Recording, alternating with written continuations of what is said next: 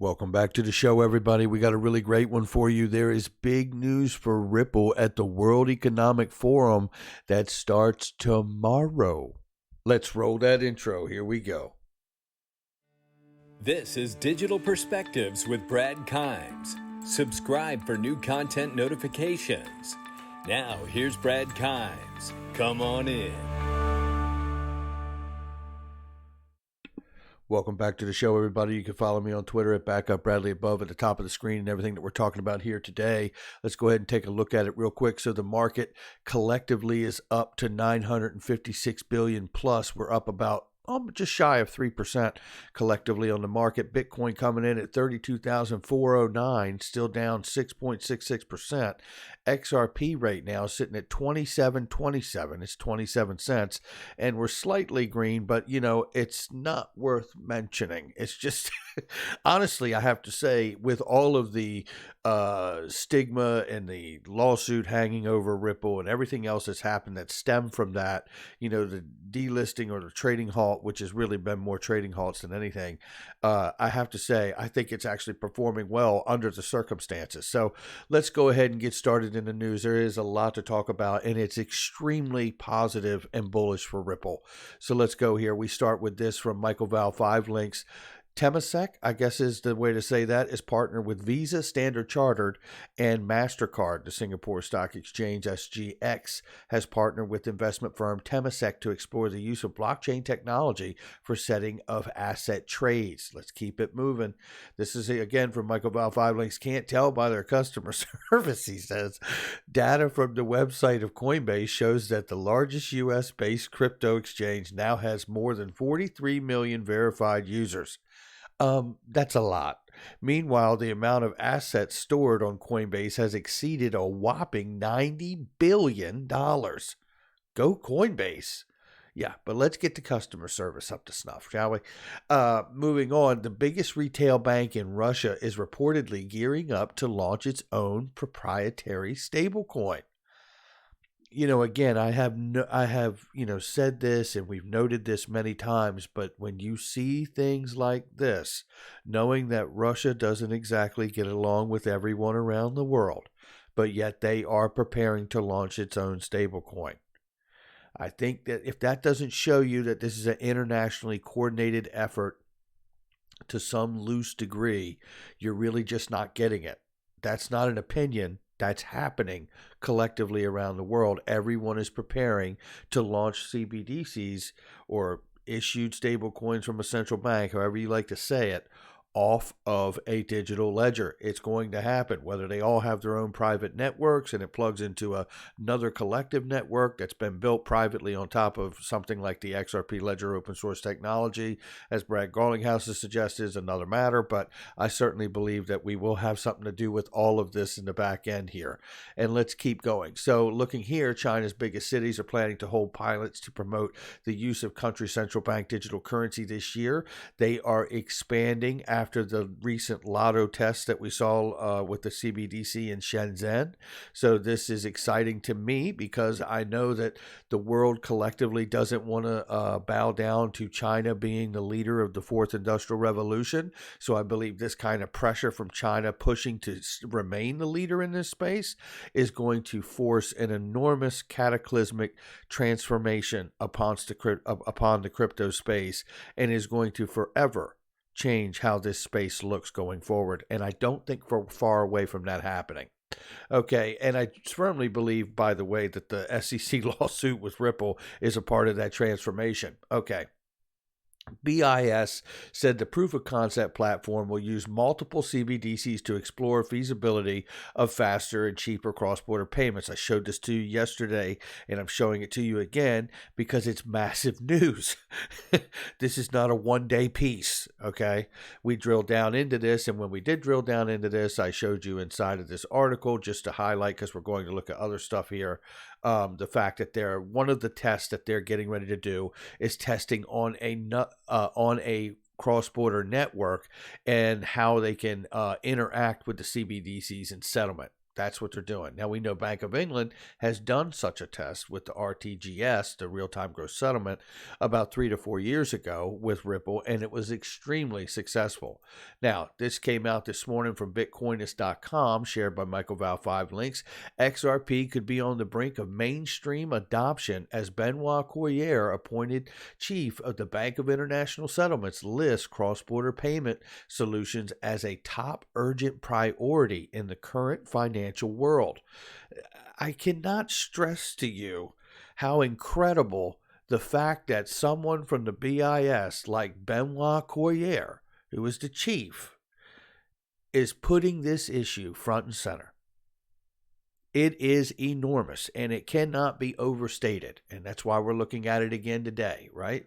So, okay, when I get to this, let's see here. Let me open this up really quickly because I had it open earlier here.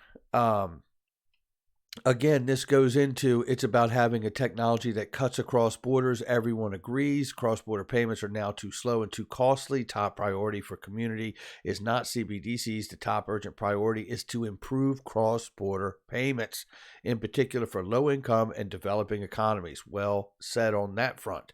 And, it really does come down to what system are you going to use? Something has to settle all of these stable coins and digital assets. If you don't, then all you really done is say, look, we digitized the dollar, which, to be honest, is no great feat. There's digital dollars already. Then the next thing you'd say is, well, but we moved those digital dollars to a digital ledger. Okay, that's great. But where did you solve the friction issue between the settlement of different currencies? See, if you don't use something neutral in between it, then you don't get the true cost effectiveness. That's the issue that won't go away, and that's the issue that I believe is good for us at the end of the day. Now, looking here, we have the next World Economic Forum and Davos conference happening tomorrow, starting tomorrow. This is from James Rule XRP. Shout out to you, my friend. And looking at this, Digital Currency Governance Consortium vision for deliverables. And check out what we're seeing here. This is interesting. Isn't that funny? Yeah, if you can't see it, I'll read it to you. That's Susan Friedman, head of public policy from Ripple USA. Yeah, isn't that something? Digital Currency Governance Consortium. And she's on it. Now, what do you make of that? The World Economic Forum has placed Susan Friedman from Ripple, which, by the way, allegedly has an unregistered security, and they've placed them on the Digital Currency Governance Consortium. Yeah, by the way, Susan Friedman was at the U.S. Treasury before heading over to Ripple. So, these are not exactly, throwaway employees here, right? This is massive, massive to me. Again, I would remind you that it was last year's Davos World Economic Forum. And by the way, it's a virtual summit this year. But this is where we got this right here with the lovely little recommendation that for wholesale back-end, inter- and intra-bank payment settlements for CBDCs, like what Benoit Coyer is beating the drum about today, that we need a system to be able to settle all of this. Well, according to last year, that is JPM Coin and XRP, now isn't it? Looks like we're about to take action on all the stuff that were items for last year, right? Now, looking at this, resetting the digital currencies becomes a part of Davos 2021. Yeah, now we like hearing that because it gets even better, right? When I look at this, cryptocurrencies are among the top issues that will be discussed by participants, of the World Economic Forum that will meet in virtual Davos this year. Listen to this. Bank of England Governor Andrew Bailey and Western Union CEO Hikmet Ersek will part of a WEF panel conversation entitled Resetting Digital Currencies that is scheduled to take place on January 25th, tomorrow, the first day of the highly prestigious summit. The list of other panelists will include BTC Africa SA CEO Elizabeth Roselio. And listen to this, North Island Ventures CEO Glenn Hutchins. Oh, he's a big one in this space. The session will focus on diminishing role of cash and the emergence of central bank digital currencies. The speakers are expected to outline a set of policies, the opportunities presented by cryptocurrencies. In his September speech, Andrew Bailey of the Governor of the Bank of England said that privately issued stablecoins needed to be regulated on a global scale. Oh, while asserting that cryptocurrencies of the likes of Bitcoin were unsuitable for payments. Well, I tell you, when it comes to payments, man, Bitcoin just gets body slammed, doesn't it? It's because of the volatility. It's not because I don't like it. I like Bitcoin, right? I really do. I don't like it for payments, just like they don't like it for payments. But I wish I had 1,000 of them or 10,000 of them, But anyway, the point here is that this is front and center. Susan Friedman is a part of the Digital Currency Governance Consortium from Ripple. What do you suppose all that's about? We have XRP cited for settlement wholesale back end, and Benoit Coyer is telling everyone, and I mean telling everyone, that we need to get this cross-border payment solution a top urgent priority and get it resolved for the financial world. Oh, I tell you what, you just can't make it up. This is a big moment, and it's a big moment for cryptocurrencies. And I don't mind saying, I think it's an even bigger moment for stable coins. And I think it's an even greater moment for someone that can settle them like Ripple and XRP. That's going to do it for me. Make sure you hit the like and subscribe, leave a comment below, and share with somebody you know. Make sure you hit that notification bell so you don't miss a thing. And by the way, make sure you check out all the links in the description and the comment section, products that I use each and every day. If there's something in there you may want or need, don't forget to check out Unstoppable Domains.